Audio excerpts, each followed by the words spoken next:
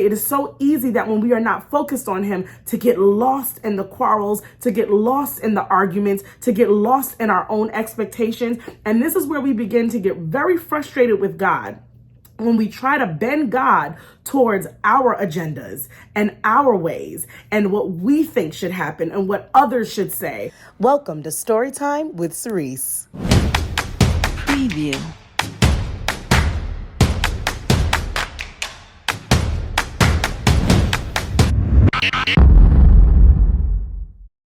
And now, let's all welcome your host, Sirece Thomas.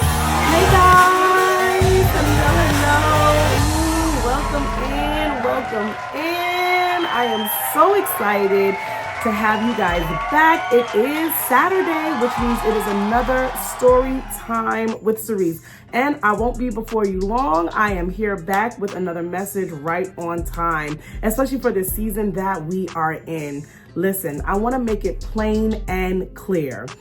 Don't base God's faithfulness and his character on your expectations and your perceptions and your own ideologies and agendas.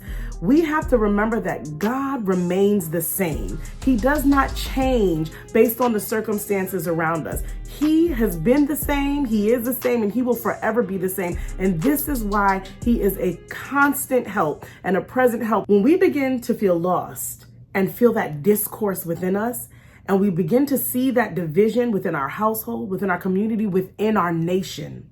And I must say this clearly, it is so important that we get back to the feet of Jesus, back to the faithfulness of his character, and back to the center of his heart, so that we can reposture ourselves and our thinking, because at the center is love, and love covers all sin.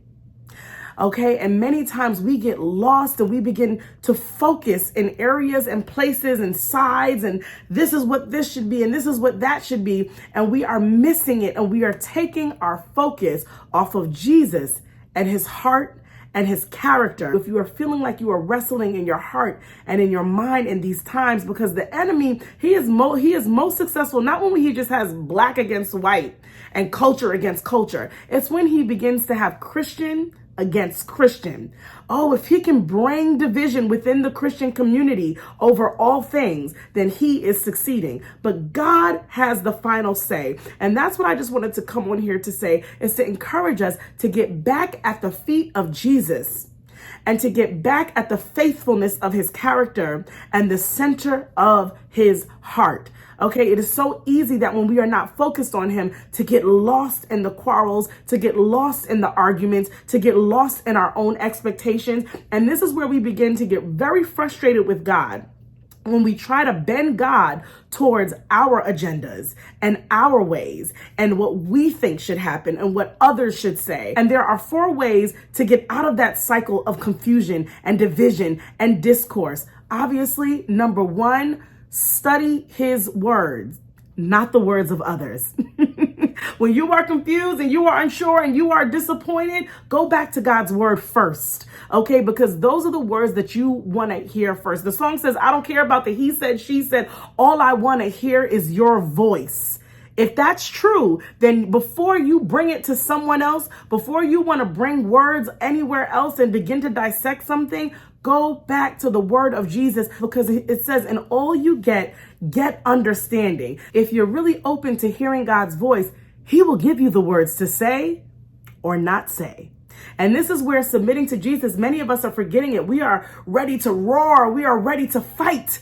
And sometimes God is saying, be still and know that I am God. Come hear from me first before you open your mouth. Be slow to speak and quick to listen. And he's saying that to him. Be quick to listen to his words before you go dissecting someone else's words. Number 2, let's get back to prayer, communicating with God. The safest place to quarrel and wrestle is with Jesus first, because we have to be able to bring our emotions before him and submit our thinking to him first before we bring our wrestling and our quarreling to other people. We have to be able to go to Jesus and say, Lord, I'm not feeling this. Lord, I'm hurt. Lord, I'm sad. Lord, I'm confused. And you wrestle there first, so that you can allow him to bring bring you out to a place of peace and put your feet on solid ground so that you can go back before the people with a posture of faithfulness and a posture of love and a posture of grace, honor, and forgiveness, bearing the fruit of the Spirit. Number 3, and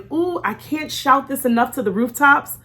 Be faithful in fasting. Return to that place where you deny the flesh. Let me tell you something. In a world where the enemy is coming in to divide and destroy, all he wants us to do is get our flesh riled up. Oh, we are ready to hop on someone else and tear someone else down and start name calling and doing things that I'm just trying to figure out. Is that what Jesus did? We're always so quick to say, what would Jesus do? What would Jesus do? Well, he showed us. He showed us how he acted with people, with tax collectors and prostitutes and people of community that they just were not the highlights of the community. He showed us how to show love, and he showed us how to set our flesh aside and how to remove our own. Listen, everybody's got it. You've got it. You are entitled to your opinion. But if your opinion begins to take precedence over his word and his Spirit, this is where you will find yourself in deep spiritual turmoil. Be able to subject that flesh to the Spirit of God so that he can show you how to do it. And see, some of us really don't want to do that because many times Jesus is going to ask you to do something that's uncomfortable, that it just doesn't seem to fit right. People were so confused when Jesus spoke and he hung out with people and he forgave people. He was walking with Judas the whole time. He knew he was going to betray him. And people could not understand that. It made them uncomfortable to see the level of love and grace and forgiveness that he walked in. It didn't make sense to society. But Christians have not been called to fit in society. We are not of the world. We are just in it. And we forget that sometimes. We want to band together for the wrong things when we should be banding together at the feet of Jesus, at the faithfulness of his character, in prayer, in fasting. And last but not least, seek wise counsel. After you've gone to the Father, and let me be clear, seek wise counsel, not familiar counsel. Don't go to someone that you know is going to back what you have to say. You know they've been a yes person in your life. They're going to tell you exactly what you want to hear, and you know it. Seek wise counsel. Allow God to direct you to someone to have an honest conversation that may be difficult and may not end up in a way that you are in agreement with initially. But because you've been to him in his word, because you've wrestled with God first in prayer, and you've subjected the flesh in fasting, Believe you me that when you seek that wise counsel, you will be very shocked at how God shifts your perception. He has come to reform our thinking. He has come to shift our heart posture, and he has come to challenge us to love people in a way that people do not naturally love people, to show forgiveness, to show grace, to turn the other cheek, to keep quiet, to say the right things, to come above and rise above your feelings and your emotions. He has come to be a game changer, not to fit in the norm. He challenges us to be different. And so I wanted to encourage you guys today, if you are feeling like there's so much turmoil and you're feeling so lost and you're feeling so confused, get back to the feet of Jesus.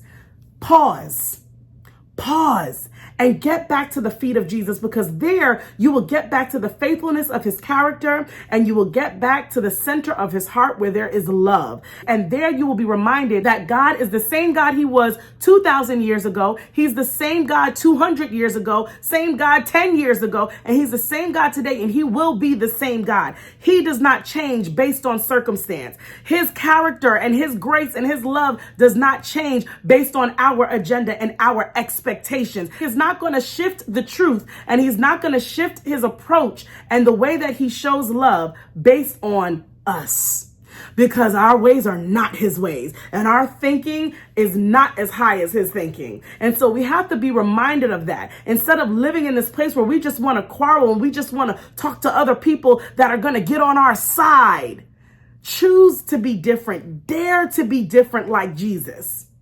Dare to take a moment and say, Lord, I am wrestling. Show me the way. Because it is Jesus. He is the way. He is the only way. So you ask him, show me how. Show me if I'm wrong. Some of us are scared to go to say, Lord, am I wrong? Because we don't really want to hear what he has to say. Seek wise counsel, not just familiar counsel. Seek someone different that can pour a perspective into you after you've gone to his word, after you've gone to prayer, after you've taken some time to fast. If you can't commit to those things, you will find yourself being a part of the strategy of division and not a part of spreading the kingdom of God. So be encouraged. You're looking for peace. You're looking for stability. You're looking for the words to say. Well, God says you don't got to think about it. I will give you the words to say, but you got to come to me first. Don't go to them. Don't write the letter. Don't shout it out on Facebook. Go to God first. And then let everything from your time in prayer and fasting and wrestling and seeking wise counsel flow from there, because then you will be able to spread the true fruit of the Spirit and not division and not discourse. And you will feel that peace and calm within your own life despite the circumstances. So be blessed. Get back to the feet of Jesus. Get back to the faithfulness of his character and the center of his heart, and really understand what it means to show love. Love is a choice. It's not an emotion, and it's to benefit someone else at the expense of your own opinions, ideologies, and agendas. God is love, and he came to benefit us at the expense of his own son, Jesus.